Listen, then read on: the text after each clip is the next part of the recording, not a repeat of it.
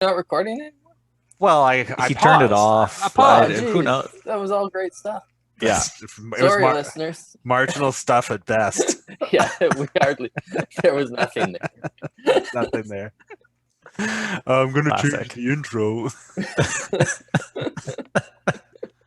Welcome to the Financial Independence Garage, where we share the tools to improve your finances and unfold the roadmap to financial independence. The change had something to do with tuning up your finances, so I'll keep working on it. I think, Maybe you should have gone with the change. That wasn't smooth. No, it wasn't. That's because I had a practice beer tonight, boys. Oh, By I the need a way. beer right now. I'm cracking into Yeah. this. Yeah, so the beverage of the evening is Whistler always- Brewing. I guess- Forager. almost get it there. Gluten-free lager. Gluten-free. Yeah. And I'm using the custom-made railway tie bottle opener because I don't drink bottles that often, so it's kind of nice to bring it out. Absolutely. Tell us about this beer, Economist. Well, we have to thank Maria from Handful of Thoughts for buying us this round. And she said she'd like us to try a gluten-free beer or a hard cider. And we just had the cider the other week. So we went with the Forager. She also mentioned that Glutenberg is their favorite. But Right. I think we've all tried that before, so we went with something new. Yeah, this is the local gluten-free. You can see through it, hey? I couldn't even see a glass there. That was perfect. It's just like it is hidden background. I'm like, wow, that's really clear. This isn't bad at all. You know, I did have a practice one because it came in a pack of 6, but yeah, not bad at all. If you'd handed it to me and not told me it was gluten-free, I probably wouldn't have known. No, this is pretty decent. That's what happened to me the first time I tried Glutenberg. I thought it was a place, and I had it, and it tasted fine, and then it turned out it was gluten-free. Yeah, well, this is Whistler Brewing, which is just up the road from us on the continent. And this is the Forager Lager, and it doesn't have much of a blurb on it. It just says they've hunted and gathered an assortment of flavors to create this golden amber brew. It's hop forward and full of character. So yeah, nothing wrong with this at all. Cheers. Thank you, Maria. Handful of Thoughts for the round of beverages. We do appreciate that. Cheers. Boys, we're digging into a subject that is changing faster than the level of my beer. That's correct. Yeah. This episode is literally irrelevant as soon as we finish recording it. I think mid-speak on what we're talking about, it will be irrelevant. So should we say it's late February? It's Yes. totally irrelevant. Yeah, it's late February. Even some of the other podcasts that I've listened to and some of the articles that I read, like there's blog posts that come out today that I'm not going to say they're irrelevant because they have historical significance, but the whole crypto market, specifically Bitcoin, is just a very fast changing, fast-paced environment, lots of speculation, lots of volatility. Nobody knows where it's going to go. We haven't talked about it much on the show before, but I think it is something we do need to at least learn a little bit about. Maybe not something we hold a ton of in our financial independence portfolio, in our core portfolio. But, you know, we're here to talk about some alternative stuff too. So let's dig into that after we hear who today's show sponsor is. Oh, that's up to me, of course. I didn't know if we were pre-recorded. Yeah, there, you didn't tell us who was going to do it, so I assumed you were leading into that. The lead-in is done. All right. Well, so okay. The interesting part about today's show sponsor is it's from Family Money Saver, and he paid me in Bitcoin, which is really cool. Yes. Okay, we're going to talk about who we've been using as our brokerage for Bitcoin a little bit later in the show, so I won't drop that just yet. But he transferred me, and I did the math before we did the show today, because Bitcoin is a 24-hour market. It never stops. It fluctuates nonstop. So right now, as we are speaking and recording it, it's just shy of, it's 59,001. Oh, wow. Wasn't it like 50 yesterday? It was 72 like 3 days ago. It and dropped. then 50 yesterday, right? It dropped $5,000 today. So basically, boys, what I'm telling you is the sponsorship's not worth as much as when we got sponsored. So Family Money Saver, as much as we appreciate the sponsorship, you owe me $5. No. The best part about it is, though, that that sponsorship money, if we never actually cash it in, maybe we might we might 2x it. We have to let it ride just for fun, just to see like ongoing what it becomes worth in 10 years. Totally. Anyway, so just a quick plug for familymoneysaver.ca. I have been reading their blog for a while. We do communicate quite a lot on Twitter. They do weekly weekend roundups. And they got a ton of articles in there. I know they're coming out with a really in-depth RRSP one, which will be just in time for you to get in. Well, maybe not just in time. It'll be just about the 60 days, first 60 to get it in there, but you should be doing that all year long. Anyway, so big thanks to Family Money Saver. And he also threw out some of his opinion on crypto/Bitcoin. So we'll share some of that as the episode goes on, but a big thanks for the sponsorship. Gentlemen, the Money Mechanic is here to talk about crypto. Oh, right. We're not jumping right into the accountant's rant. Well, sure, absolutely we can. I'm fine with that. Contractual obligation of the sponsorship. Yeah, that was part of the obligation, is that there would be an accountant rant. Right. And I did the back search on this. I did the research. I went down the rabbit hole the last few days, and there are parts of this that are incredibly interesting from a economic background standpoint. We'll get into the investable part of it later, but I think we should give some background on what Bitcoin is. So in 2008. Okay, perfect. It's an actual history lesson. Nice. Actual history lesson. Some magical person, they think it's a group of people, they don't know. Satoshi Nakamoto. Satoshi, there we go. Released an 8-page white paper. Essentially, the whole point of it was that there needs to be a better way to communicate or to transact on the internet.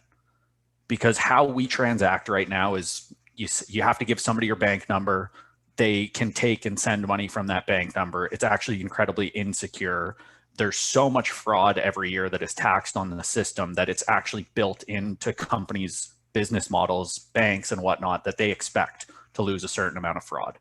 So the whole purpose of this was to try and make something that's not fraudulent. Can I jump in with a question? Yes. Isn't the fraudulent system working? I mean, I have a $0 bank account and... Well, I'm going to answer that. The problem is you're working with a 60-year-old system that worked fine when you showed up and they knew it was you that was transacting. That was built for the in-person monetary system, okay? It was not built for the internet architecture. And that's really what the accountant's getting to here, and I totally agree with him, is that this is internet money. This isn't you using your checking account money. That's an old system for doing old things in the financial. That's why we need banks. That's why we need clearinghouses. That's why you need that giant structure, and all that failed fraud and miscalculation, all the rest of it. Anyway, go ahead, accountant. And so we've band-aided that old system for years with coming up with credit cards and debit cards, even the central clearing houses. That's all band-aids on the old printed money bank system, monetary system. And we need to adapt. It's expensive. It's hard to run. We need to adapt. Absolutely. That's no disagreement here. So the purpose of building Bitcoin, I'm specifically talking Bitcoin, but it works for all cryptocurrencies on this, was instead of the bank holding the ledger that says who owes what and what owes what, it decentralized that ledger so that a bunch of people have it. And those people verify the transactions. I can't do justice to the actual technology behind this, but essentially there's a public key, there's a private key. If you lose your private key, you lose your Bitcoin. Like, I think they guess that 20% of the Bitcoin in existence right now has just been lost and will never be found. People don't know what the key is. It's gone. It's done. Is that like your login to your... Similar to losing your login, except you can't go to Google and say, hey, what's my login? Because Google doesn't, like, it's completely decentralized. If you lose that key, you're done. Right. So the Bitcoin can literally just, it exists, but no one's on the blockchain, which is how they keep this ledger going of who owes what and what goes where, they don't, there's a bunch of Bitcoin that hasn't moved in years, and they're pretty confident that it's lost. And then there's another block that they're pretty confident is just being held long term by people. So we got a Bitcoin at the bottom of the ocean and the Bitcoin in Fort Knox. Right. Okay. Yeah. And now if you really want like the 3-hour deep dive on this, we'll put it in the show notes. There's a great podcast from Acquired all on Bitcoin, and it gives you the full rundown of everything. I'm doing the 20,000 foot view, and I'm sure there's going to be some angry people who love Bitcoin on the things I've screwed up. Yeah. Well, let's get that right out of the way right now. This is for entertainment purposes. Beat the economist to it, but also that we are definitely I don't think either one of us are super pro on this, but we're also not super con. So we're definitely not, I don't consider myself an expert by any means, but I have been following along for several years now. And right. One of the things that I think is really important is that just get some education in this area, because sure, it may not be big. Okay, you want to keep going? You want me to let me? I just want to finish the backstory of this before we get into actually talking about it. Okay. So there's the blockchain. You've got miners, and these people are the people that come in and do complex computer algorithms to prove the blockchain, to prove the essentially the transactions. Those people get awarded Bitcoin as a reward. So this is essentially a social network, but for monetary transactions. The more buy-in you get, the more valuable the network is. The more these transactions get complex because they build on each other, the harder it actually is to break down and create fraud in the system, because we don't have the computing power to actually be able to go back and do it.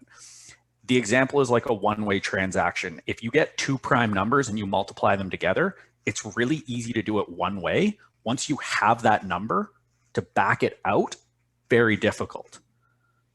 It's the same that we do with all two-factor authentication. Like the entire world's complex coding and encrypting is based on this system. So essentially, the value of Bitcoin is the years worth of mining people have been doing to build the blockchain that is perpetually building on itself and becoming more and more secure. But without buy-in, it's completely and utterly worthless. Boom. Fact of the matter. Intrinsically. And so I've glossed over a ton of things and haven't brought up a ton of stuff, but there's people who mine Bitcoin. They're the people who verify the transactions for everyone. They're awarded Bitcoin. Every 4 years, the amount of Bitcoin they're awarded halves. So I think right now, every time you complete a block, you get 6.5 Bitcoin, I think we're at. Now, the program has been written so that there will only ever be a maximum 21 million Bitcoin. And I think we hit that either in 2024 or 2028. 2140. Oh, 2140. Okay, sorry. Well, that's like a 100-year lease. It's not really relevant.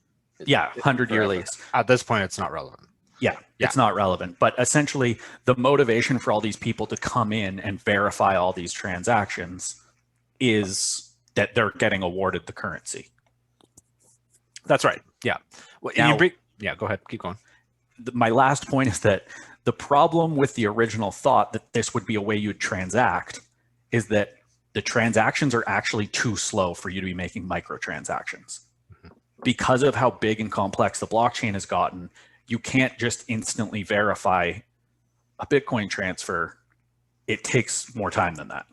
So it's not actually a good medium of immediate exchange, but because everybody's bought into the system and everybody started using the Bitcoin, it appears to be a good store of value. Does it check the boxes as a currency would? No, because so you need to have faith in the currency. Do you though? Well, enough people do. Enough people do. We have to agree that it's that it's a store of value. But it's gaining. It's more people are adopting it. More Mhm. people are adopting it. Sure. Right. So It's gaining acceptance. Okay, so it's gaining acceptance. But where do you think? Go ahead. Where do you think it falls short of being a currency? It's It's not transactional. Yeah, it's not transactional is the transactional problem. in nature. There are other cryptos that have become like micro contracts, like Ethereum is based on like contracts. And so that is more in a transactional basis. But Bitcoin itself, everything that I've read compares it more to gold. It's more of a digital store of value. Right. Yeah, I can't disagree with you on that.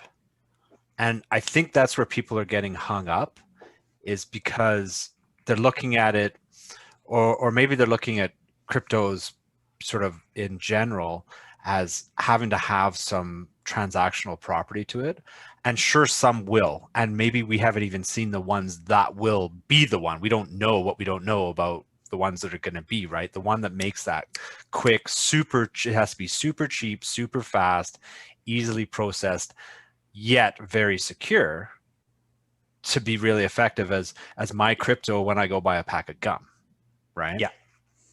Well, and so I think most people now, and I mean, I'm sure what I just said, there's a bunch of things that are wrong in it, and I'm sure we're going to get a bunch of crypto lovers hating on this.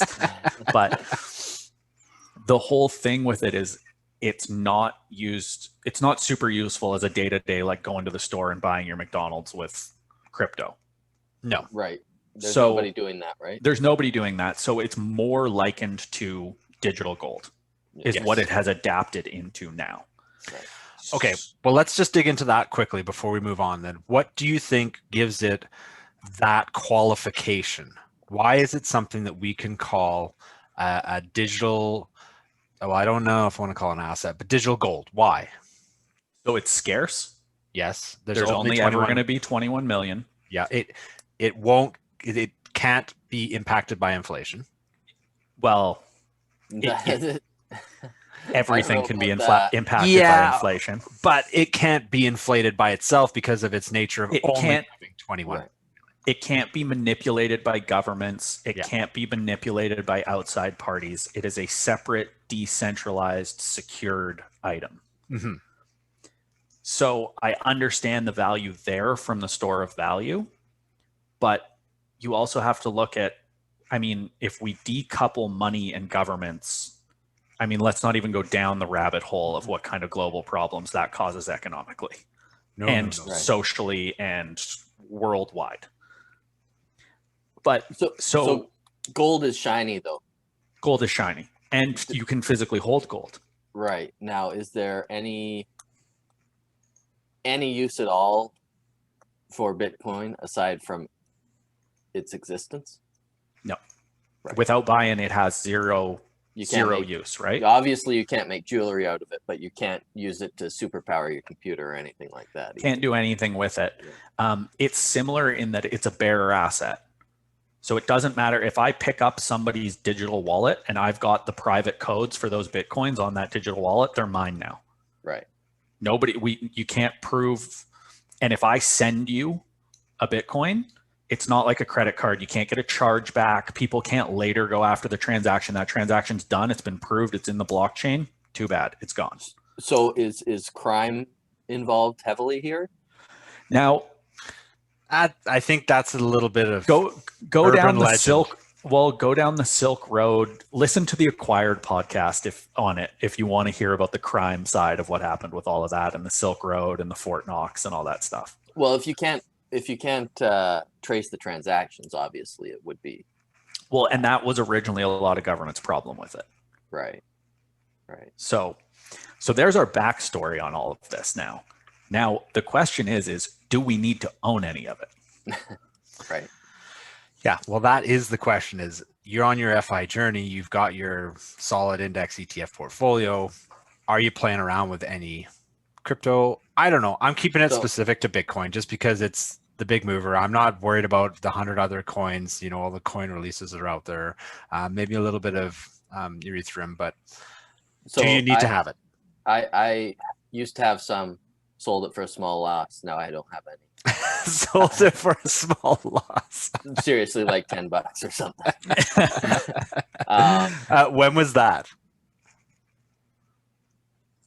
Around 14K.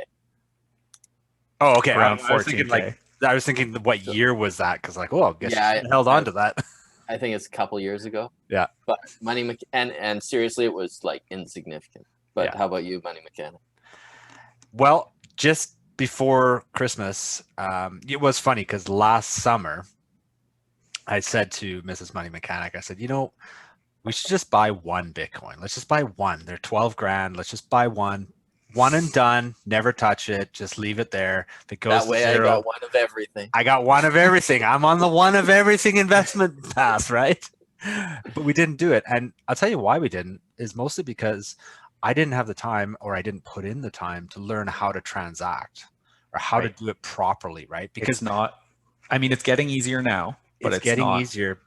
But you hear the horror stories of exchanges that have gone bust, like the whole, I mean, there's coins a whole lost. there's a whole podcast, there's a whole like series of podcasts on the Mount Geox saga, right, of how that all came to pass, which is actually really interesting. But so we didn't end up buying anything because I didn't know how.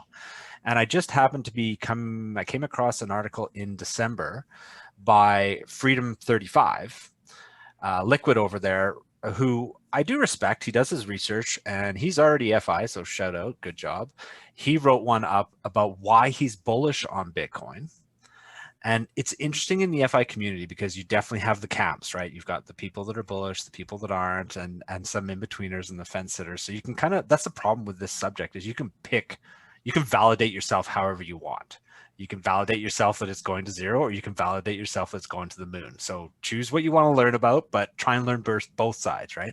Anyway, he was bullish on it, and he talked about ShakePay. He'd done his research, and that's who he chose to use as his brokerage. And I just want to kind of sidestep a little bit here because there's a big difference between using a brokerage to buy your crypto and physically, metaphorically, physically holding your crypto, right? It's the same. Well, and true believers go by the saying, if it's not your code, it's not your coin. Exactly. If you don't have the key, it's not your coin. And, yeah. And this is really interesting, and something to, let me finish off where I'm going with this though, because ShakePay, I did buy at the end of December, and it was just kind of like, oh, now I know there's somewhere I can buy it. And I'm telling you, it was way too easy. And it kind of scares me. It kind of scares me a little bit about the same way free trading in brokerages scares me, because I was able to click a few buttons, e-transfer myself my own money from my bank account. It could have come from a credit card, which is super scary too. And it was in there within less than half an hour. I'd bought $500 worth of Bitcoin. In less than half an hour, I'd speculated on a volatile asset that I had no fundamental, like I have an understanding, but no real fundamental understanding of where it's going to go from December 21st. And since then, here we are at the end of February. I've bought in a few more times, and we've seen it go in. Like I bought in at 29,000. We've seen it hit in Canada currency mid 60s, 64. I think it hit somewhere around there. It hit 72 at one point. It hit 72, and then it's back down to today. What did I say? It was 59, right? So nuts, like Canadian total dollar. nuts. Not normally it's quoted in USD, so that's right. Canadian dollar. We are a Canadian show, so I mean, wow, awesome. I 2x'd my money at 29K, but it's $500. It doesn't even move the needle. Like I should just go to work for a week. Like what's the big deal type thing. But there was, I know you want to say something, Connor, so I'll wrap this up real quick. Actually, you know what? I'll let you jump in now because I've got something else to say about that. Okay, well, sure, you 2x your money, but if you did this in 2012, you would, 1000x, 120x at least. Yeah. So that's significant, and there's nothing saying that it couldn't go there. Yeah. Right. Unlikely, maybe, but I've got an argument for that one. Still a possibility. So you bought this thing, your Bitcoin. Yep. But where do you store it? Same place. Okay, this is what I was going to say was I trust that brokerage to see, and I think this is where we kind of you can really get into the weeds here, is that there's cold storage and hot storage for Bitcoin, right? The cold storage is where the keys are actually locked in a vault. They're protected. They're underground. They're very, very secure. That can't be lost unless you lose the key. And then there's the online brokerage, and that's the same as you trading at Questrade, right? It's a brokerage. You trust them that they've got a stock certificate there somewhere for you. You just don't ask them for their stock certificate. So this is Here's the difference. Okay, yeah, go for it. Your Bitcoin code that you've never had, that's a decentralized ledger. That code's gone. It's gone. Yep. Questrade loses my stock certificate. I'm on a register as a shareholder of those corporations. Big difference. I don't disagree at all, but that's the point is you got to trust a broker, or you got to try and find a way of buying $500, which is like the fourth decimal place of Bitcoin, and getting a key from it, and then having a wallet that you plug into your laptop and you put your key on it, right? Yeah. Like that's a lot of work for a $500 investment. If it's $100,000 or $500,000, sure, absolutely, I want the keys. But do I really care about having my own key for a $500 Bitcoin investment? I trust that brokerage. Would you put as a regular person, not some tech bro who's got millions of dollars and already has it sorted out and can take flyers on massively gaining assets and VC capital, would you put $100,000 into gold? Of course you wouldn't. And do I get the gold? Oh, sure, you could build your house out of it, but but Bitcoin right now, when I was looking, I think yesterday, this is going to be so wrong because it fluctuates so much, but it had like 1/5 the market cap of gold. Yeah, no, so it's 1/10, isn't it? It's 1/10. It's gold market cap is like 10 trillion, and we just rolled over $1 trillion like last week. Right, I'm talking about all the gold that is out of the ground and not used in jewelry. Okay, yeah. Okay. So it's about 5 trillion. So if you assume that that's how much money is out there to hold in a physical asset as an inflation hedge and a protection against governments failing, so maybe Bitcoin overtakes gold. So it 5x's from here. I mean, maybe I'm wrong, but so Bitcoin goes from 50,000 USD to 500,000 USD.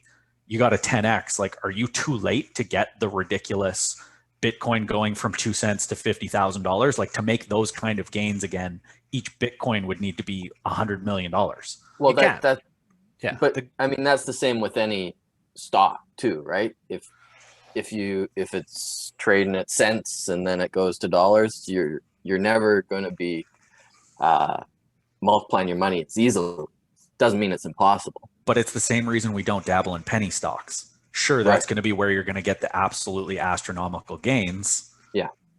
Same point. Well, I know where you're going, and I think I agree with you. Is we may see a 5x or a 10x in it. It's going to be a long, volatile road to get there, and you're not going to see the 1,000. Like, what are we at? 3,000x from whatever it was, from when it was 10 cents when you could buy a pizza with 10, whatever it was. I think it's more than that. I think it's the number one asset in the last 10 years. Absolutely. Right? Nothing's outperformed it. It's the largest growth that we've ever seen in human history. But you're absolutely right.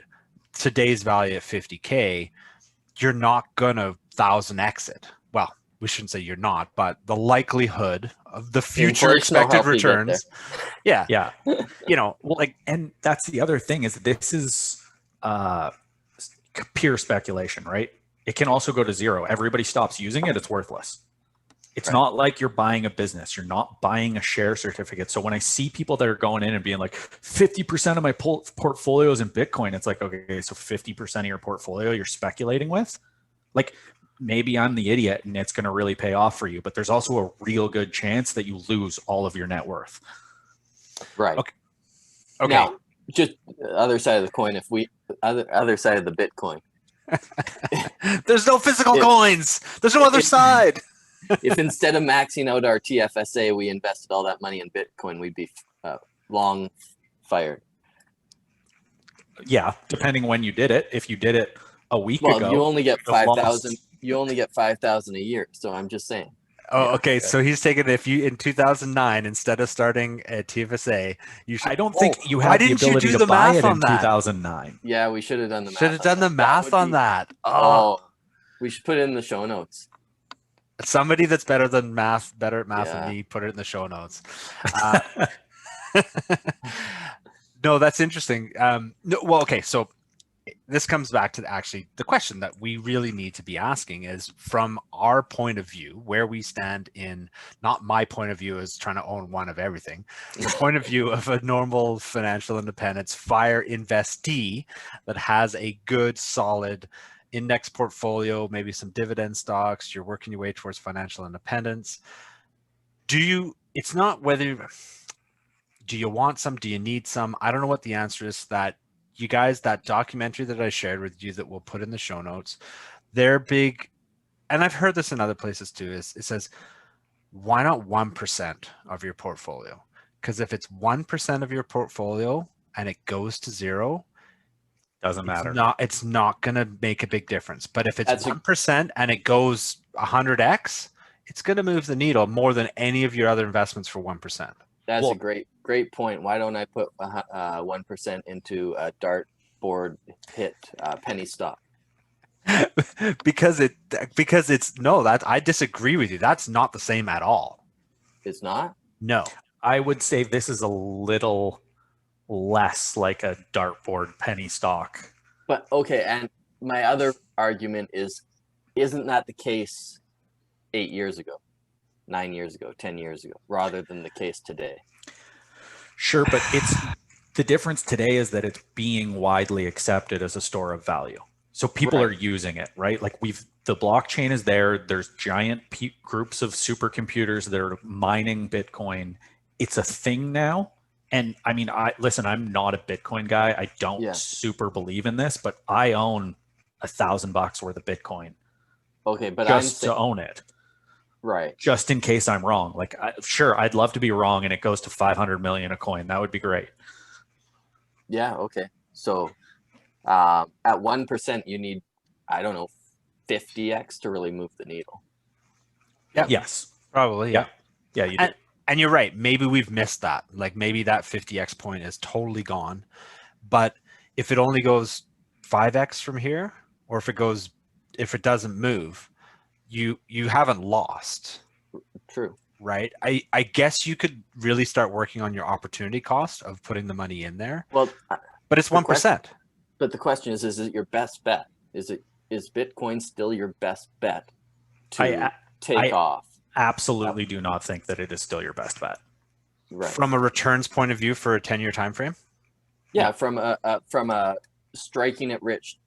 If you're going to put 1% of your portfolio on a flyer, is Bitcoin the right flyer? I don't think it's a flyer. That's not. No, but that was your whole argument. Answer the question. But that was your whole argument, that you put it in because it's a flyer. That was your whole argument. He's got you there. He absolutely has you there. No. I rescind my former argument.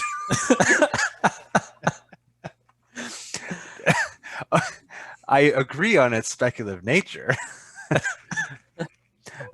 Okay, let me rethink this. Let me restructure here. Carry on without me.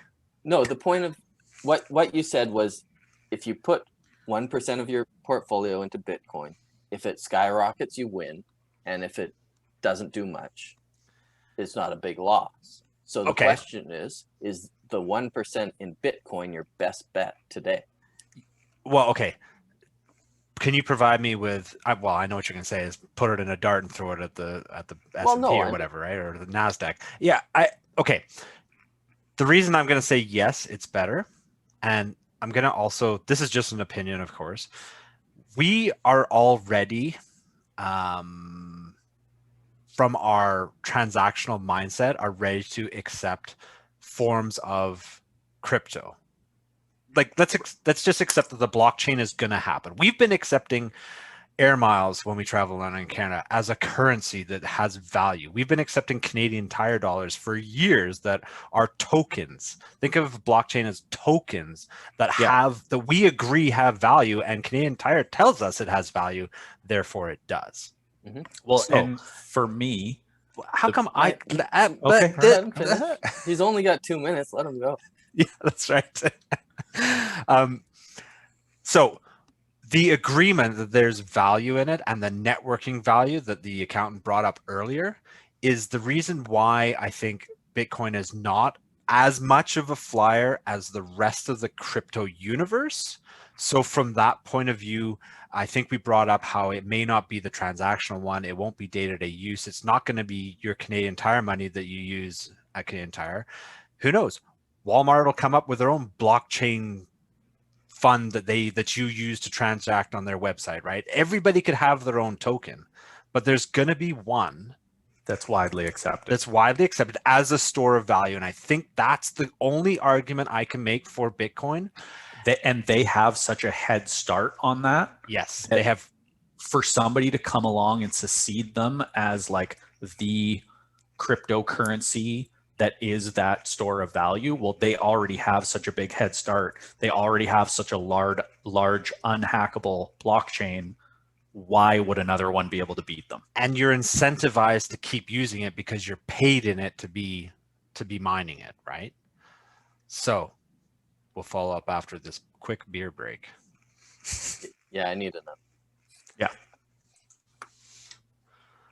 That should have been recorded. Was it recorded?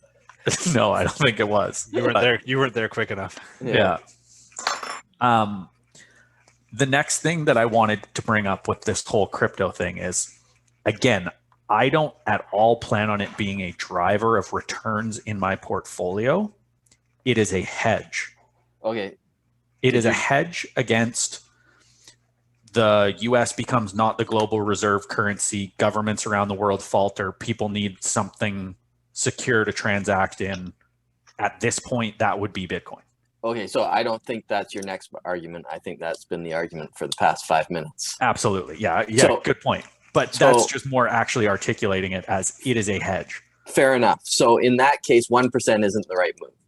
In that case, you want something like 10 or 25% because, I'm not hedging with 25% of my portfolio. well, then why bother? It's got a point. I mean, okay, everything goes to shit. You have 1% of your portfolio left. No, I'll tell you why. I will tell you why. Okay, Because I still own those companies. right. So the currency that they have been transacting in may be worthless. The companies are not. They are going to need time to get online and start transacting in a new currency. The same Okay. way that when Deutsche Marks went worthless and they issued a new currency to restart everything, the businesses in that country were not worthless. The currency was. So you want your hedge to be something like 50% of your cash holdings. Yes, to Fair. cover Fair. if the cash system fails. But Fair. we have to remember, like, there's been a lot of talk lately about what happens if the US becomes not the reserve currency. Right. Your stock holdings are not worthless just because US dollars are worthless. Exactly. Apple is I not totally a worthless company because the US dollar is worthless. That's not how that works. So who had the 1% argument? Well, it was the documentary that was on. He's not going to take credit for it now that he had the No. 1% argument. No, I never. it was, he didn't earlier. I've never I know. taken credit for it. Well, okay, you guys always like to have more of my links. Oh, do you know what I also noticed? The accountant needs to shave because he's got his beard is scratching on the microphone. For all of us. Everybody here needs to shave. Well, that's true. Yeah. No, I just wanted to. Of course, I love shouting out my blogging friends in Canada. And Court from Modern Family has a couple good articles actually, and she's another one that does a ton of research and digs right into it. So she has one that she did. I find it kind of amusing to read when these were written because they're all within the last couple months, and you read it and you're like, wow, it's changed a lot in the last couple months. Yeah. So she's got a deep dive on that one, and then the most recent one, she doesn't put a date on her blog. Why is it no date? Court, you got to put dates on your blog. She is putting in her 1%. Right. So although she goes through, and I think like a lot of us and the majority of the people that are listening, all you listeners out there are probably going to be able to come up with very good reasons not to be invested in it. And I know there's some real stalwarts out there that say, nope, not touching it. It's going to zero. It's ridiculous, right? And then there's other people that are super pro, it's going to the moon. So pick your poison, pick where you want to be. And she's chosen the 1%. And if it goes up to 2%, she's going to shave off some gains and keep it low, right? Maybe you're right, economist. Maybe that's not enough to move the needle if everything goes totally haywire. But, according to the accountant, it's like, at least you got some skin in the game. Maybe it makes a difference. I don't know what the right answer is, to be perfectly honest with you. Yeah, I mean, 1% will move the needle if it goes haywire. There's no doubt about it. Mm-hmm. The question is this the best bet on it going haywire? And I don't know. At this point, I have a hard time believing. Do you think gold's better? Nope. Okay. Not for going haywire. Okay. No. Gold hasn't gone haywire since ever. Well, okay. So this is a question then too, right? And I think this was accountant you'll remember because I listened to this as well. This was towards the end of that 3-hour long marathon podcast that we listened to. That was like, it's basically all of our education wrapped up in one podcast. I mean, really, you should just go listen to that. But yeah, if you're listening to this, save yourself another 20 minutes and go start listening to that. It's a big commitment, though. But you won't get to hear more about the beer. That's true. Yeah, True. We drink beer. We have more fun. Or Anyway. about Bitcoin tontines. One of the things that they said in comparison to gold, if you're using it as a store of value, is that if you needed to pay your bills in 6 months, your property taxes in 6 months, and you wanted to store money somewhere, we know that cash is not a great place to store money right now. And the growing fears they're starting to escalate now, the fears of inflation and the devaluation of our currency. So your $5,000 sitting in cash to pay your property taxes in 6 months, if you don't want to keep it in cash, if you put it in Bitcoin, it may be zero in 6 months. If you put Or it may be double. You don't know. Or it may be double. But if you put it in gold, it's probably still going to be fairly close to that $5,000 because the way it reacts. Except you're going to incur the transactional cost. Of course. Which is not the case with Bitcoin, I'm asking. Good question there, actually. Depends. If you're using Shake Pay, for instance, they do scam off the top, obviously. That's how they make money. I don't know of anywhere you can just buy without transaction costs, in fact. How much did they ding you? It's a pretty big drag, actually. I think it was like 3 or 4%. Yeah. Man, you're speculating when you're paying 3 or 4% commission. Yeah. No, it's a huge drag because the worst, never mind. I won't even tell you about that. Oh my goodness. Shakespeare's asked me how many taxis are in this picture. It's ridiculous. It's a picture of New York. 1 million. I don't know. I'm not logging in. I want to comment on something you just said, and this is my own opinion and for entertainment purposes only. All of it is your own. I know, but this is especially. You said, if we get inflation. We have inflation right now. Don't kid yourself. Things are extremely more expensive this year right now than they were 12 months ago. Frickin' avocados never go down in price. The U.S. currency that's in circulation, is it 20% of it was printed in 2020?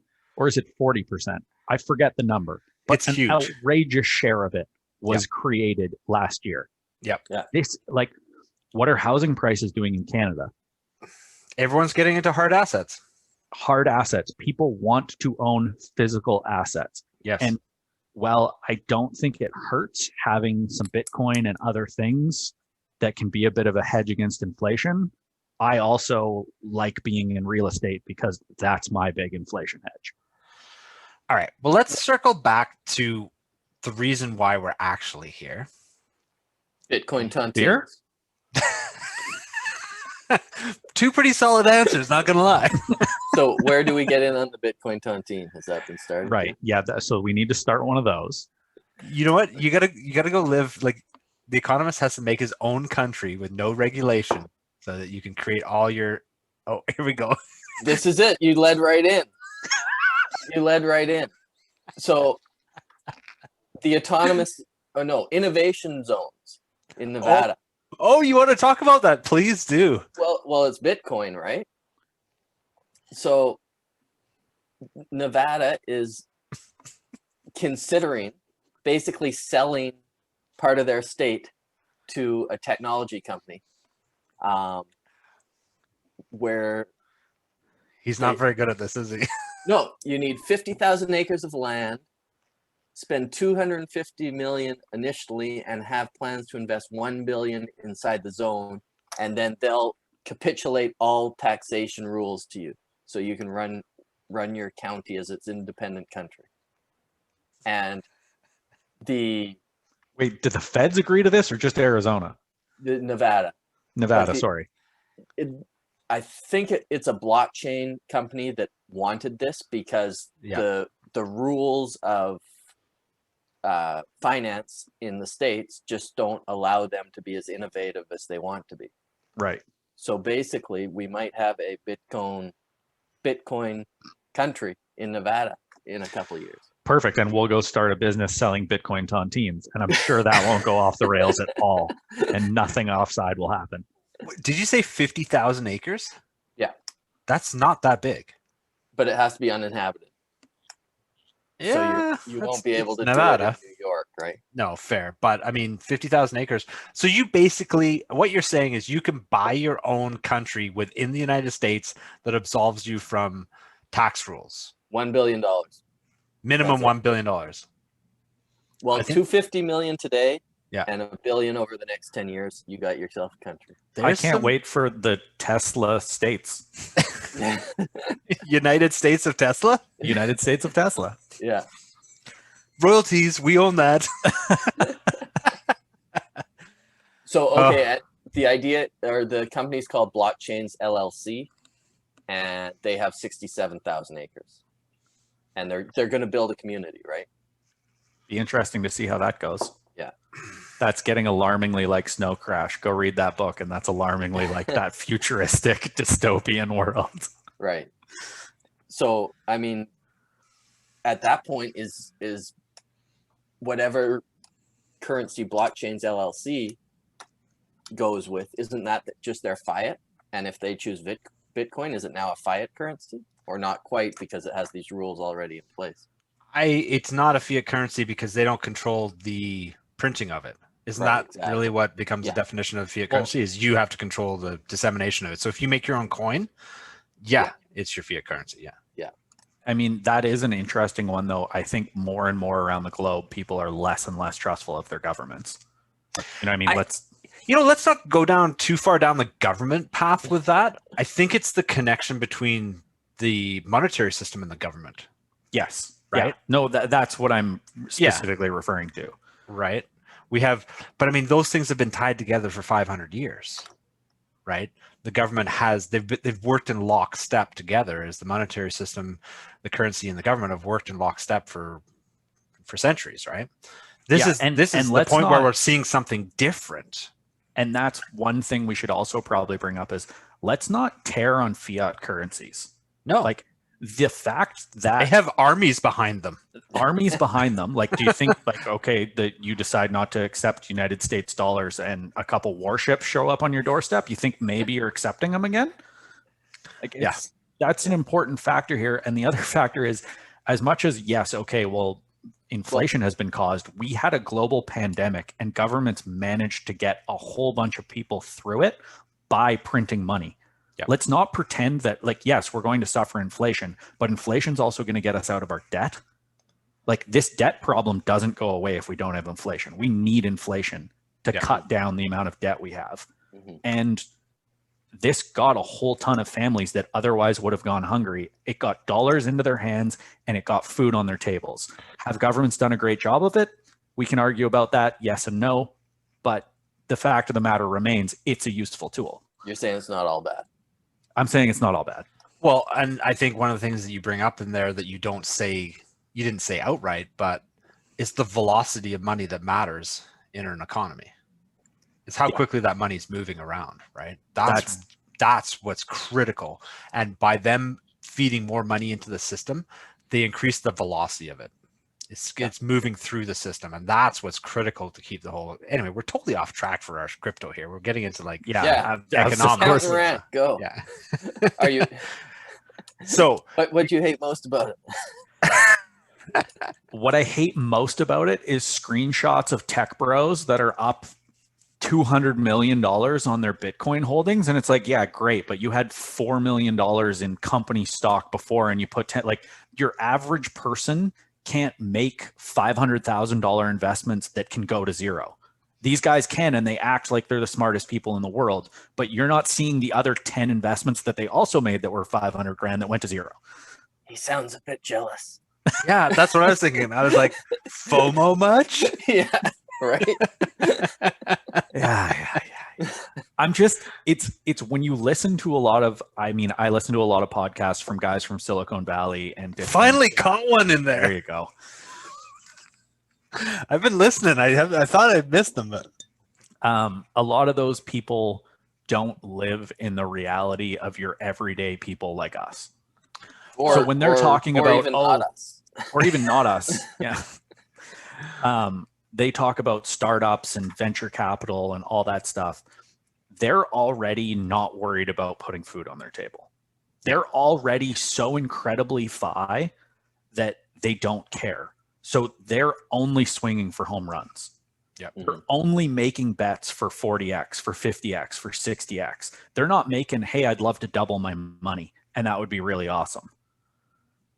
So I think it's an important thing to keep in perspective that a lot of the shit that you see on Bitcoin is some people that can afford to lose playing the game and swinging for the fences. And the sad ones are the people that can't afford to lose, have swung for the fences, and crypto drops by 50% in a week, and they actually needed that money.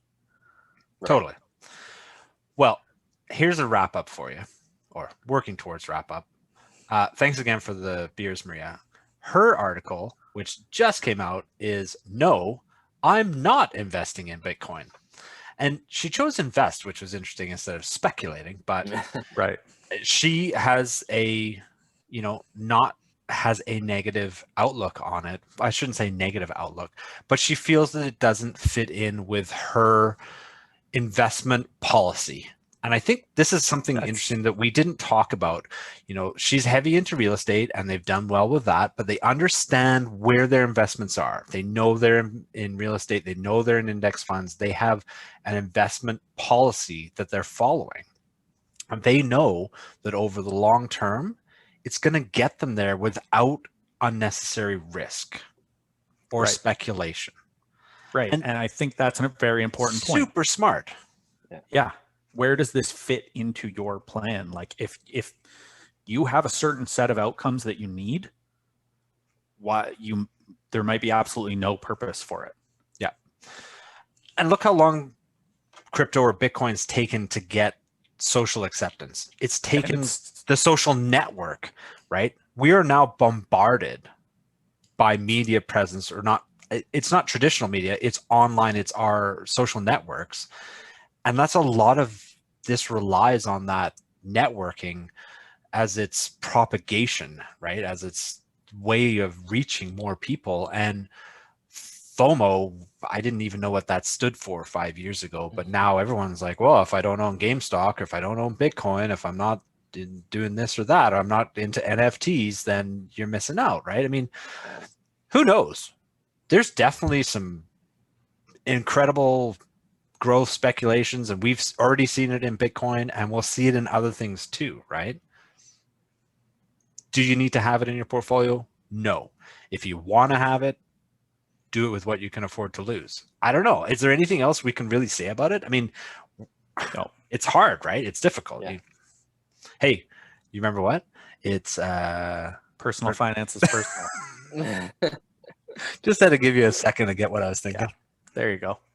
Well, it's the same as, sure, if I took somebody that has $10 million and they're invested in 1% CDs, and you say, okay, well, you're not keeping up with inflation, and they're 60 and they spend $50K a year, why in the world would they ever need to be in anything riskier than that? Doesn't matter. Mm-hmm. You have to fit your plan to your needs. Mm-hmm. Yeah. Except if you're expecting huge inflation. Then you probably wouldn't want 1% CD. Completely. That's a GIC. Right, GIC. I always forget. Yeah. I guess you don't have any. No, I do not. So I'm just going to read here a few things that I got from Family Money Saver, the sponsor of the episode, on his view of crypto. So he just threw a few bullet points at me, and he says, I don't see it as a store of value. It's worse than gold. No real utility value, nothing backing it. We talked about that. It doesn't solve any new problems efficiently. Well, I disagree with that because I think it does work more efficiently online. Okay, existing transaction methods are faster and cheaper.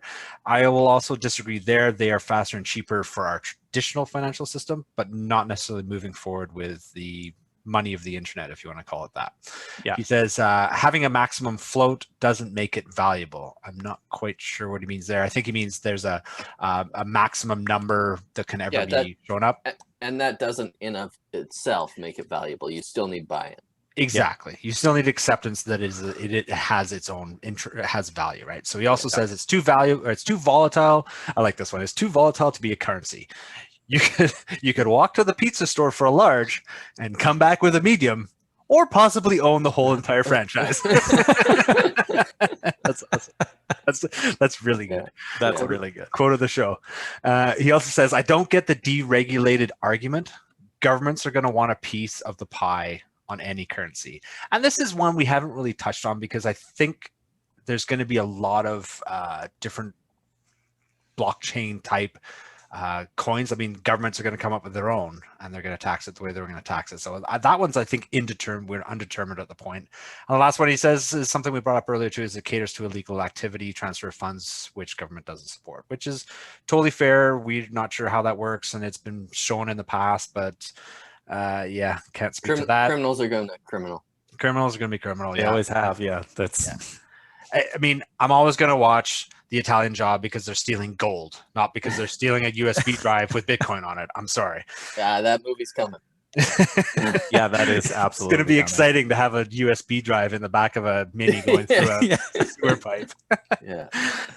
And the last one is it's a pyramid scheme. It's the greater fool theory. Who's going to buy it as it goes higher?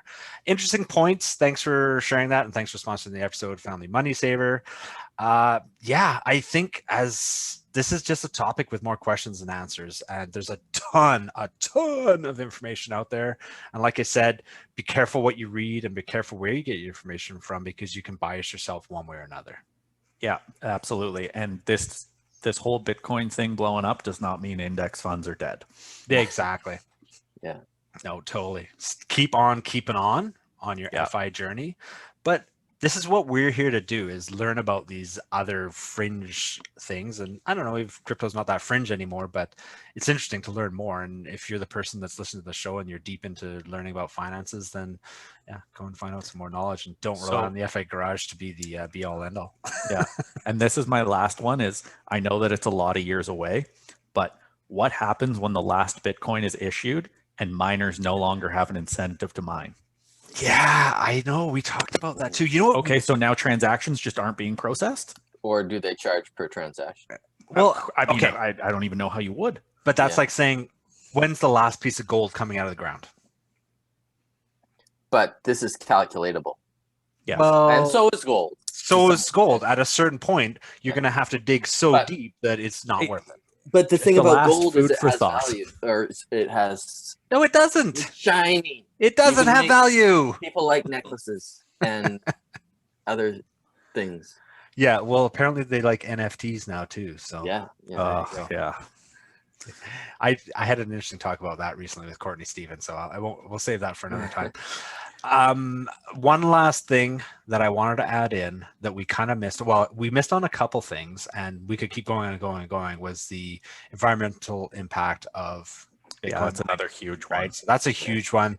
We didn't forget about it. It's just another huge topic to deal with. But I wanted to end off one last thing from Maria's article. There was, she said, we're talking about using 1%. You're talking about using, like we've talked about this before. If you're going to speculate, expect to lose it, right? It's your fun money. And I kind of like what she said. She said, you know what? If it's fun money, I got better things to do with my fun money.